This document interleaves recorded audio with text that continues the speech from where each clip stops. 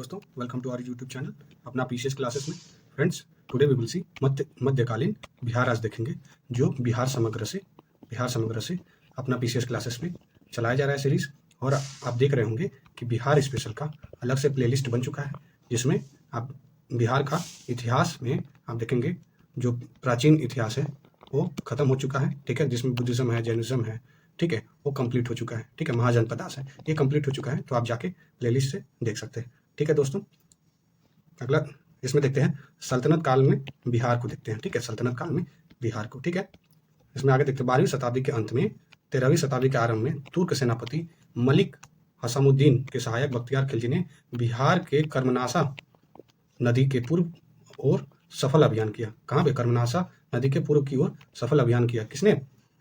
बख्तियार खिलजी ने, ठीक है। बख्तियार खिलजी ने ही आप देखे होंगे कि जो अब नालंदा विश्वविद्यालय था ना, नालंदा विश्वविद्यालय, उसको नष्ट किया था बख्तियार खिलजी ने, ठीक है दोस्तों। बख्तियार खिलजी के अभियान के समय सेन वंश का शासक लक्ष्मण सेन तथा पाल वंश के शासक इंद्र प्रद्युम्न पाल था, ठीक है, ये ध्यान रखेंगे। कौन सा? सेन वंश का लक्ष्मण सेन और पाल वंश का इंद्र प्रद्युम्न पाल था, ठीक है। बिहार में तुर्क सत्ता की स्थापना का वास्तविक श्रेय किसको जाता है? बख्तियार खिलजी को जाता है, ठीक है, ध्यान रखेंगे। बिहार में तुर्कों की सबसे महत्वपूर्ण विजय बख्तियार खिलजी की उदंतपुर यानी आधुनिक बिहार शरीफ पर विजय थी, ठीक है। विजय उसने 1198 ईस्वी में प्राप्त किया था, ठीक है। कब प्राप्त किया था? 1198 ईस्वी में, ठीक है। उदंतपुर, जो कि अभी बिहार शरीफ में है, ठीक है। बख्तियार खिलजी ने बौद्ध धर्म के विरोधियों के सहयोग से नालंदा को क्या किया? नष्ट किया था और बख्तियारपुर शहर का क्या किया? स्थापना किया, ठीक है। बख्तियार खिलजी ने 1203 से 4 ईसा पूर्व में आप देखेंगे नादिया, जो बंगाल में, चढ़ाई की और जो सेन वंश के शासक लक्ष्मण सेन की राजधानी थी उस पर चढ़ाई की। कौन? किस पे? नादिया पे, ठीक है। नादिया कहाँ पे? ये बंगाल में है। बख्तियार खिलजी ने अपनी राजधानी लखनौती में स्थापित की। कहाँ पे? लखनौती, ओके, ध्यान में रखेंगे। लखनौती में अपनी राजधानी क्या की? स्थापित की। बीमारी की अवस्था में बख्तियार खिलजी के एक अधिकारी अली मर्दन ने उसकी हत्या करके उसका शव बिहार शरीफ के इमादपुर मोहल्ला में दफन कर दिया। इमादपुर मोहल्ला में क्या कर दिया? दफन कर दिया बख्तियार खिलजी को, ठीक है।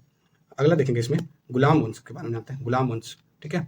मोहम्मद गोरी ने कुतुबुद्दीन ऐबक को 1191 में अख्ता प्रदान की, ठीक है, अख्ता प्रदान की। और इल्तुतमिश के पुत्र नसीरुद्दीन महमूद ने अवध, बिहार और लखनौती को एक ही प्रशासनिक इकाई के रूप में संगठित कर 1227 ईस्वी से 1229 ईस्वी तक क्या किया? शासन किया, ठीक है। और ये प्रशासनिक एक करके प्रशासनिक इकाई के रूप में संगठित करके कौन कौन से जगह को आप देखेंगे? अवध को, बिहार को और लखनौती को। बिहार को दिल्ली सल्तनत के अधीन करने वाला प्रथम सुल्तान कौन सा था? मोस्ट इंपॉर्टेंट, इल्तुतमिश था, ठीक है। इल्तुतमिश ने बिहार में अपने प्रथम सूबेदार मलिक जानी को क्या किया? नियुक्त किया, मलिक जानी, ठीक है, नाम याद रखेंगे। इल्तुतमिश ने सैफुद्दीन ऐबक को बिहार का गवर्नर नियुक्त किया। किसको? सैफुद्दीन ऐबक को किया। बाद में तुगान खां को बिहार का राज्यपाल, वेरी वेरी इंपॉर्टेंट, राज्यपाल बनाया, ठीक है। बलबन के शासनकाल में देखेंगे आप, बलबन के शासनकाल में गया क्षेत्र जो दिल्ली के अधीन था उसका वर्णन गया के राजा वनराज की गया प्रशस्ति में किया गया है। कहाँ पे? गया के राजा जो वनराज थे उसमें उनका किसमें? गया प्रशस्ति में गया का वर्णन किया गया है, ठीक है दोस्तों, ये ध्यान रखेंगे। लखनौती के शासक तुगरिल खान ने बलबन की अधीनता स्वीकार की, परंतु 1279 और 80 ईस्वी में विद्रोह किया, ठीक है। बलबन के विरोध ये क्या किया? ये विरोध किया, ठीक, किसने? तुगरिल खान ने, ठीक है। और अब बलबन को देखेंगे, ब्लड एंड आयरन की पॉलिसी, ठीक है, बलबन ने ही अपनाया था, ठीक है दोस्तों। और आप देखेंगे जो बलबन ही था, बलबन ने क्या किया? जो नौरोज एक फेस्टिवल हुआ करता था, नौरोज एक फेस्टिवल हुआ करता था, ईरानी फेस्टिवल, उसको मनाना किसने स्टार्ट किया? बलबन ने ही। और आप देखेंगे तुर्के जो चिलहलगानी था, तुर्के चिहलगानी जो था उसको क्या किया? अपने तुर्के चिहलगानी को इसने क्या किया? खत्म कर दिया, ठीक है दोस्तों, खत्म कर दिया तुर्के चिहलगानी को, ठीक। अगला देखेंगे, और इसमें और बलबन ने ही सिजदा और पैबोश, ठीक है, सिजदा और पैबोश को क्या किया? इसने स्टार्ट किया था, ठीक है, सिजदा और पैबोश, ठीक है, ये बलबन के बारे में था, ठीक है दोस्तों। अगला देखेंगे खिलजी वंश के बारे में देखेंगे, ठीक है, खिलजी वंश के बारे में देखेंगे, ठीक है दोस्तों। इसमें खिलजी वंश में आपको मिलता है कि जो ये कब हुआ था, जो खिलजी वंश, ये आप देखेंगे 1290 से लेकर 1320 ईस्वी में हुआ था, ठीक है, खिलजी वंश का। ये खिलजी वंश क्या है? सबसे कम शासन करने वाला, दिल्ली सल्तनत का सबसे कम शासन करने वाला वंश रहा है, ठीक है, ये देखेंगे आप। और इसमें आप देखेंगे कि इसमें बहुत सारे विद्रोह हुए हैं, खिलजी में बहुत सारे विद्रोह हैं, आप आगे देखेंगे इसी वीडियो में। 1990 में जलालुद्दीन खिलजी ने दिल्ली का सुल्तान बना और खिलजी वंश का शासन का प्रारंभ हुआ, ठीक है। और 1297 ईस्वी पूर्व में अलाउद्दीन ने शेख मोहम्मद इस्माइल को दरभंगा भेजा। किसको? शेख मोहम्मद इस्माइल को दरभंगा भेजा, परंतु राजा शक्र सिंह ने सेना को पराजित कर दिया। शक्र सिंह थे जो बिहार के, उन्होंने क्या किया, ये जो शेख मोहम्मद इस्माइल था ये इसको हरा दिया, ठीक है। अलाउद्दीन का प्रसिद्ध सेनापति जफर खान मंगोल के विरुद्ध लड़ता हुआ मारा गया। आएगा क्वेश्चन कि अलाउद्दीन के प्रसिद्ध सेनापति मंगोल के विरुद्ध लड़ता हुआ मारा गया, वो कौन था? तो आप बताएंगे जफर खान था, ठीक है। अलाउद्दीन खिलजी के शासनकाल में खालसा भूमि के अधिक पैमाने पर विकसित हुई। अधिक पैमाने पे कौन सी? खालसा भूमि, ठीक है। जबावित का संबंध राज्य कानून से है। किसका? जबावित का संबंध किससे? राज्य के कानून से है, ठीक है। क्वेश्चन आएगा ये किससे संबंधित है? ये राज्य के कानून से संबंधित है। अलाउद्दीन खिलजी ने द्रास समुद्र यानी कर्नाटक को विजय के लिए मलिक कफूर को नियुक्त किया और खिलजी वंश के समय तक बिहार में गंगा नदी में संलग्न दक्षिण के मैदान पर भी तुर्कों को क्या किया? आधिपत्य किया। और किंतु तुगलक काल में दिल्ली सल्तनत का बिहार पर निर्णायक वर्चस्व कायम हुआ, ठीक है। निर्णायक वर्चस्व कायम हुआ और बख्तियार खिलजी को क्या किया? गाजी इख्तियार का उपनाम से भी जाना जाता है, ठीक है। बख्तियार खिलजी को गाजी इख्तियार के नाम से भी जाना जाता है। खिलजी वंश के समय कुछ सिक्के शाहपुर यानी भोजपुर से प्राप्त हुए हैं, ठीक है दोस्तों। ये देखेंगे खिलजी वंश के बारे में। इसमें आप देखेंगे कि जो देखें जलालुद्दीन खिलजी था उसके समय में प्रमुख घटनाएं हुई। वो घटनाएं के बारे में एक तेजी से बता देता हूँ आपको। जो मलिक छज्जू का विद्रोह था, मलिक छज्जू का विद्रोह कब हुआ था? 1290 में हुआ था। अब रणथंबोर देखेंगे, रणथंबोर अभियान कब हुआ था? 1291 में हुआ था। मंगोल का आक्रमण कब हुआ था? ये हुआ था 1292 में हुआ था। और सिद्दी मौला की मृत्यु कब हुई थी? सिद्दी मौला की मृत्यु हुई थी जो एक सूफी संत थे, ठीक है। सिद्दी मौला की मृत्यु हुई थी जो एक कौन थे? सूफी संत थे, ठीक है। और देवगिरी का जो अभियान हुआ था, देवगिरी का अभियान आप देख रहे होंगे, जो 1296 में हुआ था, ठीक है। और सुल्तान की हत्या जो हुई थी कब हुई थी? ये 1296 में हुई थी, ठीक है। ये ध्यान में रखेंगे। अगला देखते हैं तुगलक वंश के बारे में देखते हैं दोस्तों। तुगलक वंश में देखेंगे आप कि तुगलक वंश में आप ये स्टार्ट हुआ था आपका 1300, कब स्टार्ट हुआ था? 1320 से 1414, ठीक है। ये पीरियड रहा था तुगलक वंश का, ठीक है दोस्तों। ये तुगलक वंश ही सबसे सर्वाधिक समय तक शासन करने वाला कौन था? राजवंश था, ठीक है, दिल्ली सल्तनत का, ठीक, ध्यान में रखेंगे, ठीक है। तुगलक काल में बिहार की राजधानी कौन थी?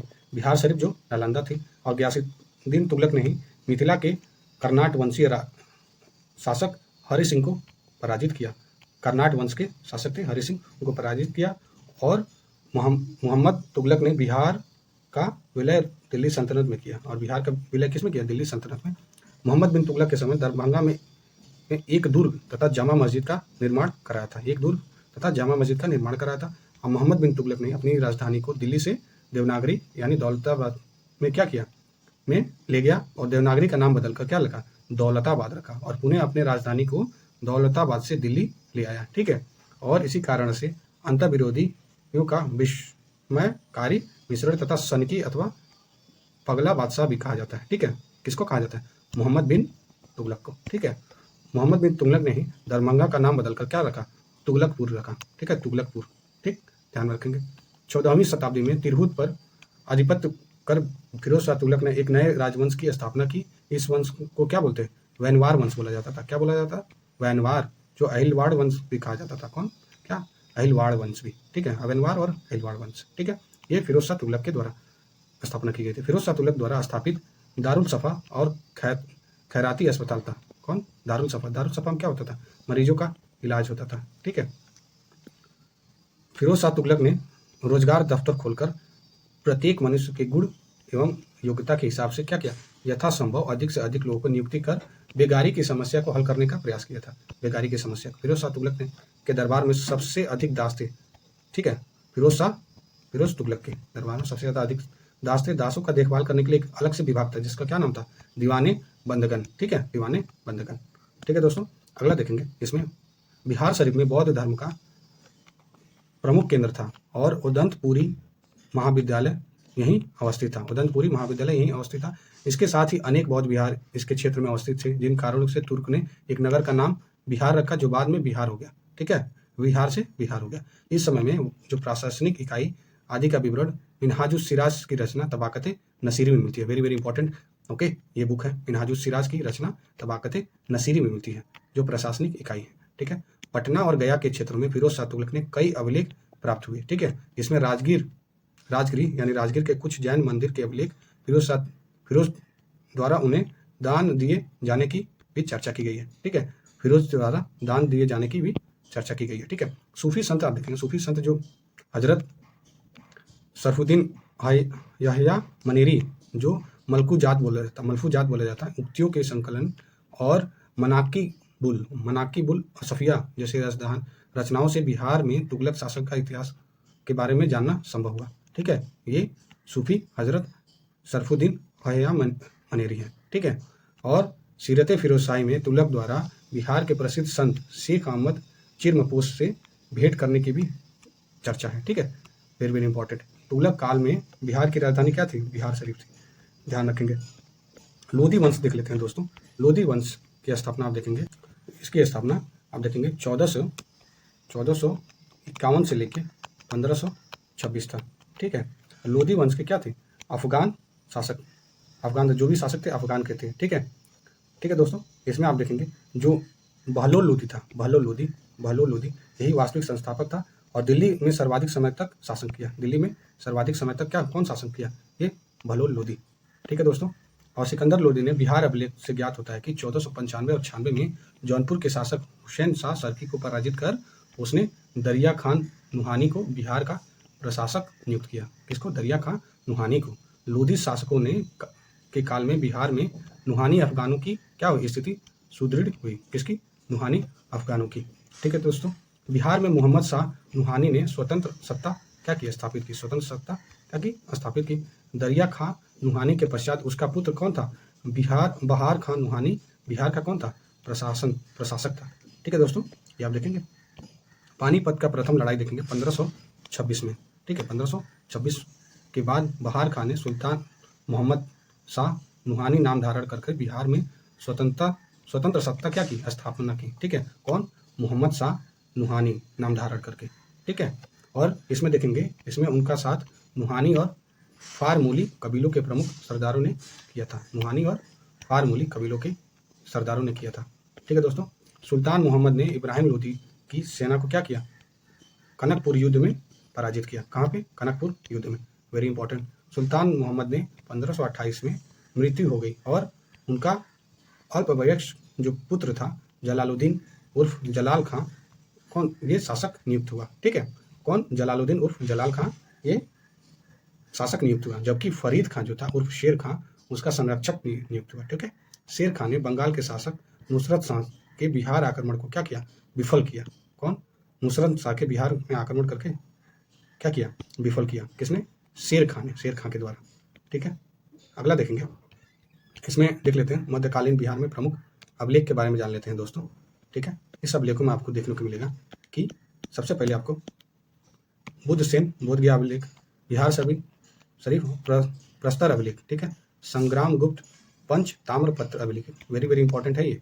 मोहम्मद बिन तुगलक बेनी बन अभिलेख, फिरोज शाह तुगलक का राजगीर अभिलेख और खड़गपुर के राजा का अभिलेख, भभुआ में शेर शाह का अभिलेख और खैरवार में प्रमुख प्रताप धवल के 3 अभिलेख। ठीक है, ध्यान देखेंगे।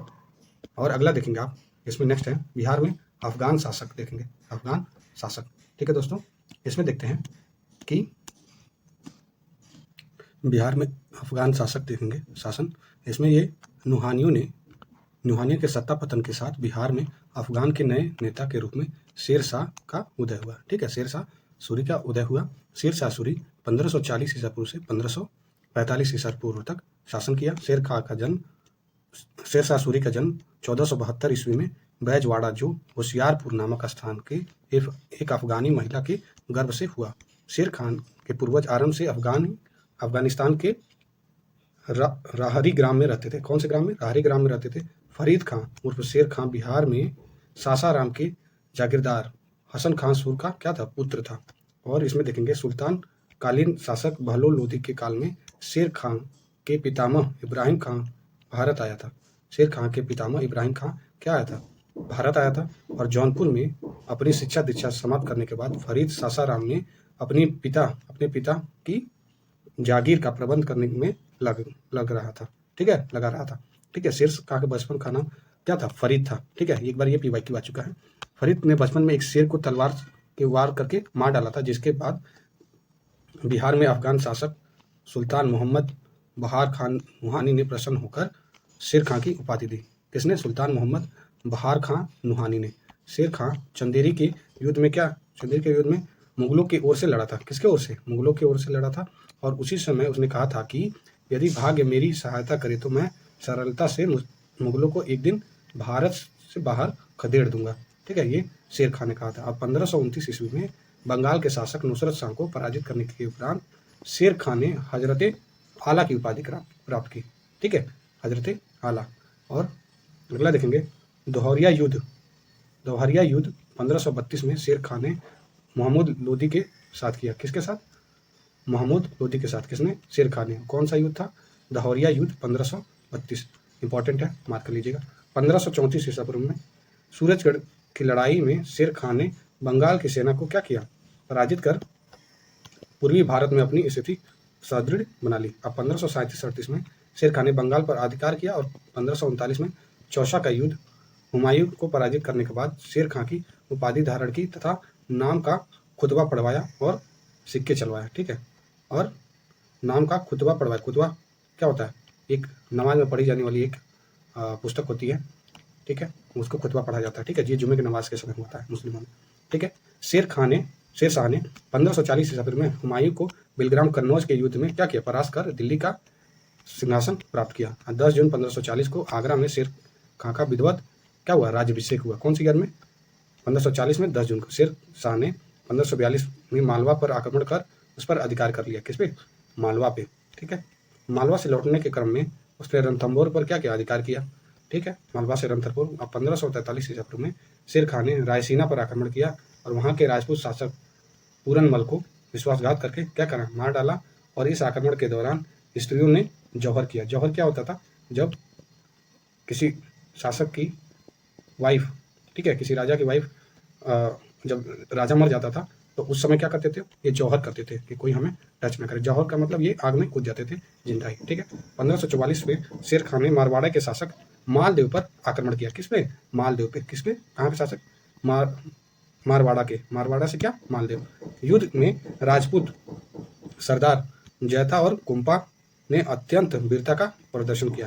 किसने, जैता और कुंपा, ये दो राजपूत कौन थे, सरदार। शेर शाह ने मारवाड़ के युद्ध के दौरान कहा था कि क्या कहा था शेर खां ने, मैं मुट्ठी भर बाजरे के लिए लगभग हिंदुस्तान का साम्राज्य खो चुका हूँ, ये कहा था। और अगला देखेंगे आप कि 1545 ईसा पूर्व में शेर शाह ने कलिंजर पर अपना अंतिम आक्रमण किया और जिसका शासक कीरत सिंह था, ठीक है। कलिंजर का अभियान 1545 में के दौरान जब शेर खां ने उक्का नामक आग्नेय यात्र चला रहा था तो उसी दौरान किले की दीवार से एक गोला लगकर पास खड़े बारूद पर गिरा, जिससे आग लगने के कारण इसकी मृत्यु हो गई। और अब्दुल्ला द्वारा रचित तारीख दाऊदी के अनुसार शेर शाह ने अपने शासनकाल में पटना में क्या किया, एक दुर्ग का निर्माण कराया था और इस नगर को 1541 में पुनः बिहार की राजधानी बनाई गई, 1541 में। और उत्तर पश्चिमी प्रांत में देखेंगे मुगलों की जो सक्रियता को रोकने के उद्देश्य से शेर शाह ने क्या किया, सिंध में रोहतासगढ़ नामक किले का निर्माण किया, ठीक है। रोहतासगढ़, ये किसने, शेर शाह ने, ठीक है।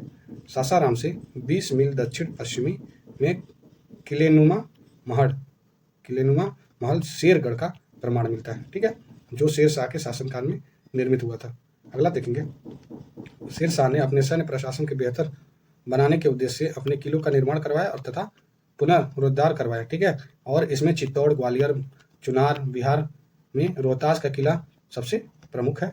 अब बिहार की राजनीति में देखेंगे विशेष सामरिक महत्व रखने वाले रोहतास किले को जीतकर शेर शाह ने पुनः निर्माण कराया। शेर शाह ने अपने शासनकाल में प्रत्येक 1 कोस की दूरी पर सराय का निर्माण कराया, जबकि उसकी उत्तराधिकारी इस्लाम शाह ने प्रत्येक कोस के बीच एक अतिरिक्त सराय का निर्माण कराया, जिससे आप देखेंगे जिससे पत्थरों की विवरण की प्रणाली क्या होती है, शुरू हुआ।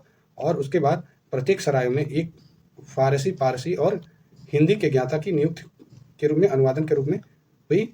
और जिसे कारकून कहा जाता था। क्या कहा जाता था? कारकून। क्वेश्चन आएगा कारकून किससे रिलेटेड है, तो ये एक ये फारसी और हिंदी ज्ञाता की नियुक्ति के अनुवाद के रूप में किया गया, जिनको कारकून कहा जाता था।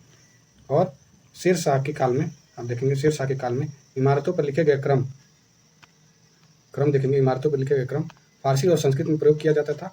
अब पटना शहर में शेर शाह के दरबार द्वारा बनवाई गई शेरशाही मस्जिद का प्रमाण मिलता है। शेर शाह से लड़े गए वाले प्रमुख युद्ध देख लेते हैं दोस्तों। इसमें प्रमुख युद्ध हैं, आप देखेंगे, जो सूरजगढ़ का युद्ध है। ठीक है, सूरजगढ़ का युद्ध है, इसमें देखेंगे सूरजगढ़ 1534 में सूरजगढ़ की लड़ाई शेर शाह ने बंगाल को पराजित किया। और चौसा की युद्ध 1539 में बक्सर के समीप की निर्णायक लड़ाई शेर शाह और हुमायूं के बीच हुई। और इस विजय के बाद शेर खां ने शेर शाह की उपाधि धारण की।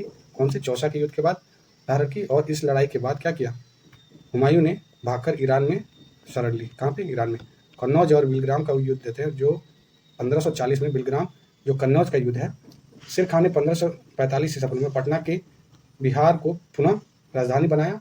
और शेर शाह ने चांदी का रुपया 178 ग्रेन और तांबे का 380 ग्रेन का प्रचलन किया। किसके?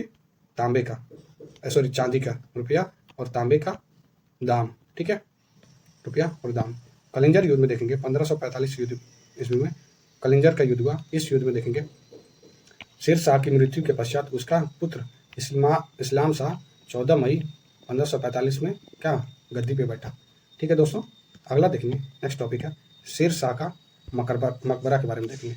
ठीक है, इसके मकबरे के बारे में हमें जानने को मिलता है कि, ठीक है दोस्तों, शेर शाह का मकबरा देखते हैं। इस मकबरे में आप देखेंगे सासाराम, जो रोहतास में स्थित है, शेर शाह का क्या है? मकबरा है, जो इंडो इस्लामिक स्थापत्य कला की सुंदरतम नमूने के निर्माण और स्वयं शेर शाह सूरी ने अपने जीवन काल में शुरू कराया था। लेकिन कलिंजर की लड़ाई में मौत के बाद, ठीक है, मौत के बाद उसका पुत्र जो इस्लाम शाह ने क्या किया? पूरा किया। तो इसमें आएगा कि क्वेश्चन आएगा कि शेर शाह का मकबरा किसने पूरा किया? वो इस्लाम शाह ने, न कि शेर शाह ने। ठीक है, मकबरे के बीच शेर शाह का कब्र है। ठीक है, और अगल बगल में 24 कब्रें हैं। कितने कब्रें हैं? 24 कब्रें हैं। और शेर शाह सूरी के मकबरे के रूपरेखा उस समय के प्रसिद्ध वास्तुकार जो थे मीर मोहम्मद अलीवाल थे। ठीक है, मीर मोहम्मद जो अलीवाल थे, वो क्या थे? प्रसिद्ध वास्तुकार थे, उनके द्वारा बनाई गई है। ठीक है, इस निर्माण में आप देखेंगे, इनके निर्माण में आपको देखने को मिलता है 1540 से 1545 के बीच ये किया गया था। ठीक है दोस्तों, और इसी बीच आप देखेंगे यह कैमूर के करीब लाल बलुआ पत्थर से निर्मित है।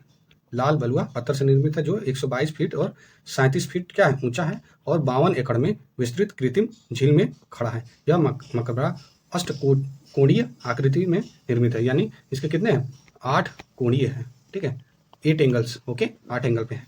ठीक है, मकबरे का गुंबद विश्व में बीजापुर गुंबद के बाद दूसरा नंबर पर आता है। ठीक है, बीजापुर जो गुंबद के बाद सेकंड नंबर पे आता है, किसका? शेर शाह का मकबरा। ठीक है, इसमें अगला देखेंगे कि भारतीय पुरातत्व सर्वेक्षण के जनक माने जाने वाले अलेक्जेंडर कनिंघम ने शेर शाह के मकबरे को ताजमहल के नाम से दूसरा खूबसूरत मकबरा बताया। किसने बताया? अलेक्जेंडर कनिंघम ने। ठीक है, ये ताजमहल के समान दूसरा खूबसूरत मकबरा बताया था। यहाँ पर नोट करेंगे, प्राचीन काल में उत्तरापथ के नाम से चर्चित सड़क मार्ग का 16वीं शताब्दी में शेर शाह सूरी पुनर्निर्माण कराया, जो शाह-ए-आजम, सड़क-ए-आजम और बादशाही सड़क के नाम से प्रसिद्ध हुआ। बाद में ब्रिटिश के शासनकाल के द्वारा जब 17वीं शताब्दी में देखेंगे, इस सड़क का नाम क्या रख दिया गया बदल के? ग्रैंड ट्रंक रोड, यानी जीटी रोड। आप देखते होंगे ना बहुत सारे जगह पे जीटी रोड। ठीक है, बड़े बड़े शहरों में होता है जीटी रोड। तो इसकी प्राचीनतम मार्ग पुरातात्विक अवशेष बिहार में बारून डेहरी में स्थित सोन नदी में लगभग 4 किलोमीटर लंबे चूना, सुर्खी और पत्थर के टुकड़ों से क्या हुआ? निर्मित हुआ, और एक मजबूत सेतु मार्ग के रूप में मिला। ठीक है, और इसकी खोज वर्ष 2016-17 में भारतीय पुरातत्व सर्वेक्षण के शंकर शर्मा ने, कौन? शंकर शर्मा ने की। और इस खोज से भारतीय पुरातात्विक दृष्टि से काफी महत्वपूर्ण साक्ष्य मिले। ठीक है, और पहले ये सड़के आजम यानी राजमार्ग आज के काबुल में ढाका तक जाता था। ठीक है, इतना बड़ा हुआ करता था। ठीक है दोस्तों। इसमें देखेंगे भूमि को सही ढंग से माप कर लगाने का निर्धारित करने वाला शेर शाह का सबसे बड़ा कार्य था, ठीक है, कार्य माना जाता है। इस भू राजस्व की प्रणाली में जब्ती प्रणाली कहा जाता था। कौन सी प्रणाली? जब्ती प्रणाली।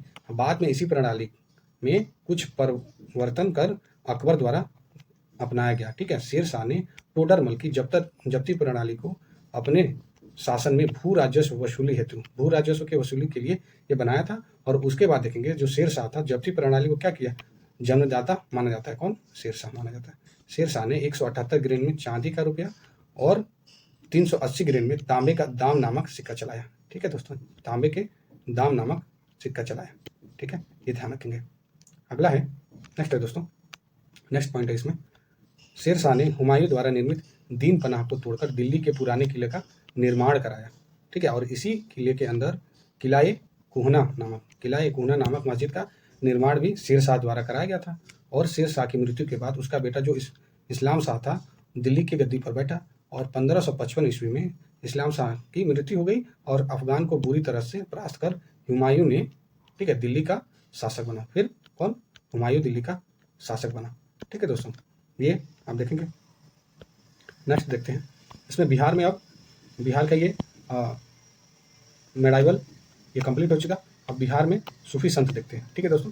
बिहार में तुर्क सत्ता की स्थापना कर पूर्व सूफियों का प्रादुर्भाव हो चुका था और सूफी परंपरा में हिंदू धर्म और संगीत के अंश पाए जाते हैं, ठीक। अब बिहार में सबसे पहले चिश्ती सिलसिला के सूफी आए थे, ठीक है दोस्तों, चिश्ती सिलसिला के सूफी आए थे। और इसमें आपको देखने को मिलेगा कि मनेर में आकर बसने वाले इमाम ताज फकीह बिहार के सर्वप्रथम सूफी संत थे। कौन थे? ये इमाम ताज फकीह, ठीक है, बिहार के सर्वप्रथम सूफी संत थे। और इनके अलावा पटना के नज़दीक पीर साहबुद्दीन जगजोत, हाजीपुर के सैयद इब्राहिम चिश्ती एवं दक्षिण बिहार में शेख अली भी उल्लेखनीय है, ठीक है, ये लोग भी हैं। बिहार में चिश्ती, कादरी, सुहारवर्दी, मदारी, ठीक है, और फिरदौसी सिलसिले के संत सक्रिय रहे। और बिहार में सबसे अधिक लोकप्रिय कौन था? फिरदौसी सिलसिले को मिली। और इसके सर्वश्रेष्ठ प्रतिनिधि कौन थे? संत मखदूम सरफुद्दीन याहया मनेरी थे, ठीक है, नाम याद रखेंगे इनका, ठीक है दोस्तों। इनका जन्म मनेर में 1292 ईस्वी में हुआ और मनेर से सुनार गांव यानी बांग्लादेश तक यात्रा कर एवं ज्ञान प्राप्त करने के बाद राजगीर और बिहार शरीफ में साधना की और धर्म के प्रचार में लीन हो गए, ठीक है दोस्तों, धर्म के प्रचार में लीन हो गए। और उन्होंने दरिद्र और पीड़ित वर्गों की सांत्वना एवं राहत देने का कार्य किया, ठीक है। और जो धार्मिक उदारता एवं सहिष्णुता और सद्भाव का उपदेश दिया, ठीक है, ये ध्यान में रखेंगे। इनके द्वारा दिया गया था, मखदूम सरफुद्दीन आया मनेरी के द्वारा। इनके उपदेशों का ज्ञान इनके पन्नों के संकलन कौन सा? मकतूबाते सदी तथा इनकी रचना आदाबुल मुरीदीन में मिलती है, ठीक है, आदाबुल मुरीदीन में मिलती है। और इनका देवासन यानी कब हुआ इनकी मृत्यु? 1381 में बिहार शरीफ में हुआ था। और दरियापंथी संप्रदाय के संस्थापक जो कवि थे दरिया साहिब का जन्म एक मुसलमान दर्जी परिवार में दिनारा यानी रोहतास जिले के निकट धरकना गांव में हुआ था। कौन? धरकदा गांव में हुआ था, ठीक है दोस्तों। ये आपका बिहार में सूफी कंप्लीट हो गया, ठीक है, बिहार में सूफी संत कंप्लीट हो गया। और आप देखेंगे मुगल काल में जो बिहार था उसको देखते हैं। भारत में मुगल वंश का संस्थापक बाबर को माना जाता है। और 21 अप्रैल 1526 ईस्वी में बाबर ने पानीपत के मैदान में दिल्ली सल्तनत के अंतिम सुल्तान इब्राहिम लोदी को बुरी तरीके से क्या किया? हरा दिया और उसकी मृत्यु कर मुगल साम्राज्य की नींव रखी। और अपने साम्राज्य के विस्तार कर बाबर ने मोहम्मद साहब के पुत्र जलाल खां को बिहार का क्या किया? प्रशासन नियुक्त किया। किसको? जलाल खां को। बाबर ने अपनी जीवनी तुजुके बाबरी या बाबर नाम में जो तुर्की भाषा में लिखी थी, ठीक है। 1531 ईस्वी में देखेंगे हुमायूं ने चुनार दुर्ग पर पहली आक्रमण किया और उसके बाद बिहार के नुहानियों की सत्ता का अंत प्रारंभ हुआ, ठीक है। और जब हुमायूं ने 1532 में दोहरा सराय में अफगान को पराजित कर दिया, ठीक है, दोहरा सराय में किसको? अफगानों को पराजित कर दिया। 12 मार्च 1576 में टोडरमल और मुजफ्फर खां एवं हुसैन अली खान ने मिलकर दाऊद को पराजित किया तथा बंगाल एवं बिहार में मुगलों का साम्राज्य में मिला लिया, ठीक है दोस्तों। और शेर शाह के पश्चात बिहार जिन अफगान जिन अफगानों के नियंत्रण में रहा उनके ताज खां करमानी, सुलेमान खां और दाऊद खां करमानी के नाम भी शामिल हैं और इन शासकों ने 1580 में बिहार पर अपना कब्जा जमाया था। ठीक है दोस्तों, ये ताज खां करमानी, सुलेमान खां और दाऊद खां करमानी। ठीक है, नाम याद रखेंगे दोस्तों। बिहार स्पेशल के लिए बहुत ही महत्वपूर्ण क्लास है। ठीक है दोस्तों, आप ये देखते रहेंगे और आप जो भी अगर सजेशन देना है वीडियो में, आप वीडियो के कमेंट बॉक्स में दे सकते हैं। ठीक है दोस्तों, चलिए स्टार्ट करते हैं। अगला देखते हैं, इसमें नेक्स्ट क्या दिया हुआ है। बिहार के क्षेत्र में मुगल शासक अकबर ने 1574 में क्या किया, आक्रमण किया। इस समय यहाँ का शासक कौन था, दाऊद खां था। लगभग 1580 में के आसपास मुगल सम्राट अकबर ने बिहार को क्या किया, मुगल साम्राज्य का सूबा अथवा प्रांत बना दिया और खाने खानम और मुनीम खां को बिहार का गवर्नर नियुक्त किया। अकबर कालीन जो बिहार के मुगल प्रांतपतियों में राजा मान सिंह अत्यधिक प्रसिद्ध था। कौन, राजा मान सिंह, जिन्होंने सुदृढ़ता प्रदान की। ठीक है, मान सिंह ने रोहतास को अपनी राजधानी बनाया। किसको, रोहतास को। ठीक है, अगला देखेंगे, रोहतास की राजधानी बनाने के बाद मान सिंह ने जो शहीद खां 1594 से 98 ईस्वी तक मुगल प्रांतिपति बना रहा। ठीक है, अकबर ने मुगल साम्राज्य को 12 सूबों में विभाजित किया। कितने, 12 सूबों में, ध्यान रखेंगे। खाने आजम मिर्जा अजीज कोका को बिहार का गवर्नर नियुक्त किया। Very very important. ठीक है, किसको, मिर्जा अजीज कोका को बिहार का गवर्नर नियुक्त किया। ठीक है, अकबर के शासन के अंतिम वर्ष में बिहार जहांगीर यानी सलीम के विद्रोह से मुख्य रूप से प्रभावित हुआ। ठीक है, प्रभावित हुआ और इस समय असद खां को बिहार के गवर्नर के पद से हटाकर आसफ खां को इस पद पर नियुक्त किया गया। ठीक है, आसफ खां को। ठीक है दोस्तों, इसमें अब आगे देखेंगे, जहांगीर के बारे में देख लेते हैं। ठीक है दोस्तों, इसके पहले अकबर कालीन के बिहार के कुछ प्रमुख जो सूबेदार हैं उनके बारे में जान लेते हैं।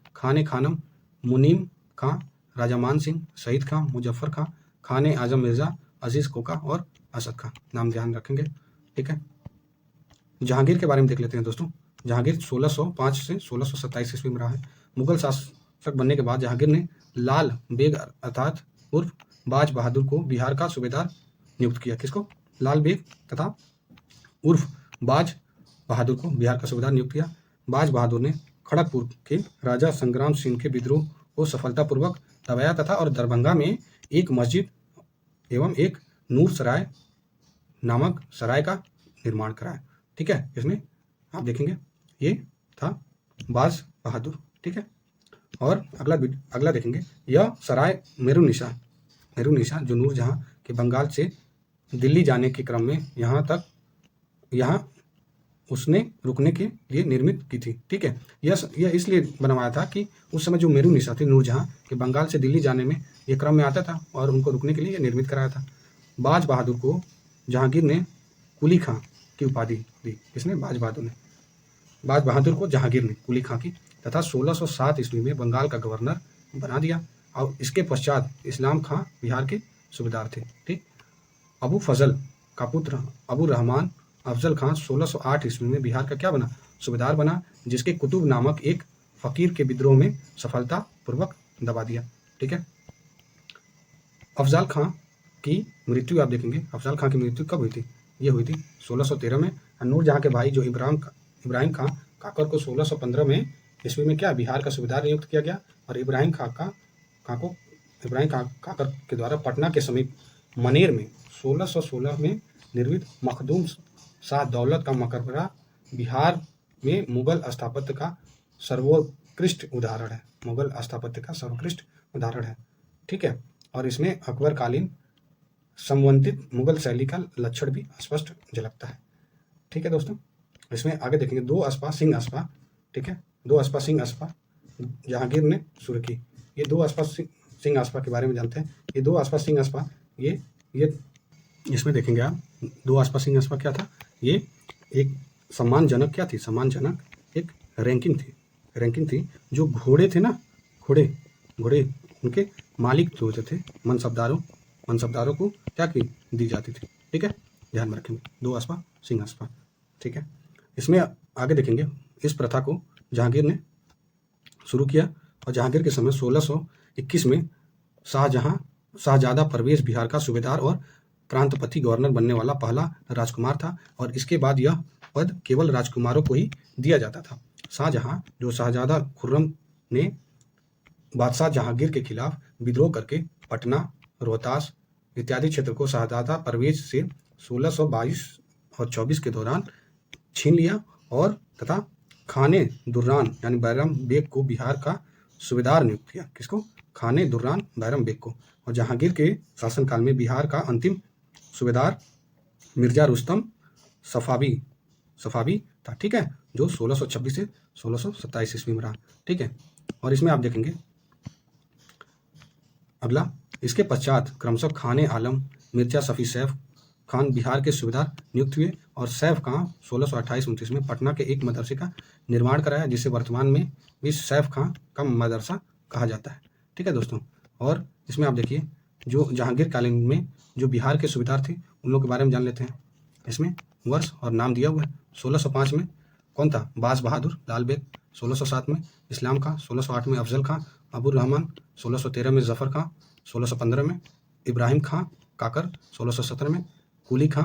1618 में मुकर्रब खां। 1621 में शहजादा परवेज। 1622 में खाने दुर्रान बैरम खां। 1626 में मिर्जा रुस्तम सफावी एंड 1627 में खाने आलम और 1628 में सैफ खां। ये आपका हो गया, ठीक है दोस्तों। ये आप देखेंगे ये सूबेदार थे, ठीक है, सूबेदार थे। इसमें क्वेश्चन आ जाएगा निम्नलिखित में से जहांगीर के कौन सूबेदार नहीं थे, अन्यथा ये आ जाएगा कौन सूबेदार थे। और तीसरा ये क्वेश्चन बन सकता है इनका क्रोनोलॉजी पूछ दे, क्रोनोलॉजी क्रमानुसार आप बताइए, ठीक है। ये टफर साइड हो जाएगा, इसलिए आपको ये चीज़ें याद रखनी है, ठीक है। अगला देखते हैं शाहजहां के बारे में देखते हैं दोस्तों। शाहजहां 1628 से 1658 ईस्वी में हम देखेंगे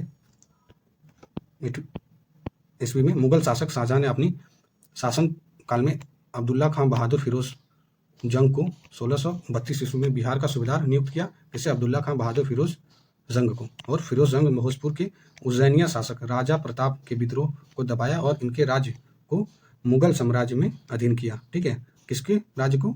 राजा प्रताप, ठीक है, जो उज्जैनिया के शासक थे। अब अब्दुल्ला खां के बाद शाहजहां ने मुमताज महल के भाई शाइस्ता खां को 1639 से 43 में बिहार का सूबेदार नियुक्त किया और इसके बाद आजम खां, जफर खां, जुल्फिकार खां 1656-57 में बिहार के सूबेदार नियुक्त किए गए। और शाहजहां आप देखेंगे शहजादा दारा के कहने पर शाहजहां ने 1657 ईस्वी में अली वर्दी खां को बिहार का सूबेदार नियुक्त किया, जिसे शाहजहां की बीमारी के समय शहजादा सुजा का साथ देने लगा, ठीक है, शहजादा सुजा का साथ देने लगा। और शहजादा सुलेमान सिक्कू और मिर्जा राजा जय सिंह के नेतृत्व में शाही सेना ने शहजादा सुजा को पराजित किया, लेकिन सामूगढ़, ठीक है, ध्यान रखिए, सामूगढ़ के युद्ध में औरंगजेब ने शहजादा दारा को क्या की? पराजित किया और शहजादा सुजा को बिहार सौंपा। किसको? शहजादा सुजा को। और इतिहासकार डॉक्टर A.L. श्रीवास्तव ने अपनी पुस्तक मुगल कालीन भारत में शाहजहां के शासनकाल को मुगल का क्या? स्वर्ण युग का यानी गोल्डन पीरियड कहा था। किसने? ये A.L. श्रीवास्तव हैं, अपनी पुस्तक मुगल कालीन भारत में, ठीक है। अगला देखते हैं दोस्तों औरंगजेब के बारे में देखते हैं। औरंगजेब, ठीक है दोस्तों, औरंगजेब ये 1658 से 1707 ईस्वी में था। ये मुगल बादशाह औरंगजेब ने दाऊद खां कुरैशी 1659 से 64 ईस्वी तक बिहार का सूबेदार नियुक्त किया। किसको? दाऊद खां कुरैशी को। किसने? औरंगजेब ने। औरंगजेब के समय गया जिले में दाऊद नगर, वर्तमान जो औरंगाबाद जिला है, नाम शहर बसाया था और पटना में दारुल अदल यानी कोर्ट ऑफ जस्टिस का निर्माण किया। किसका? कोर्ट ऑफ जस्टिस का। किसने? औरंगजेब ने। दाऊद खां के बाद 1665 ईस्वी में लश्कर खां बिहार के सूबेदार था। कौन? लश्कर खां, ठीक है।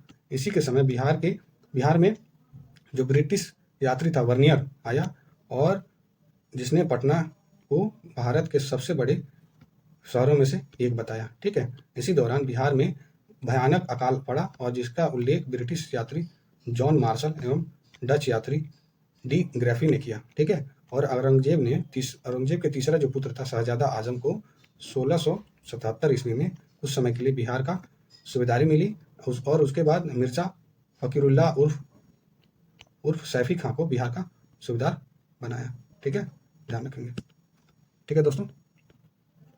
अगला देखेंगे इसमें सूबेदार बनाया और इसके बाद इसने शासनकाल में पटना में स्थित अंग्रेज फैक्ट्री लूटी थी। ठीक है, पटना में स्थित अंग्रेज फैक्ट्री लूटी थी। औरंगजेब ने 1702 ईस्वी में अपने प्रिय पौत्र शहजादा अजीम को बिहार का सूबेदार नियुक्त किया और अजीम ने पटना का पुनर्निर्माण कराया और इसका नाम अजीमाबाद रखा। ठीक है, उत्तरवर्ती मुगल शासन बहादुर शाह ने शहजादा अजीमुशान को बिहार का सूबेदार नियुक्त किया।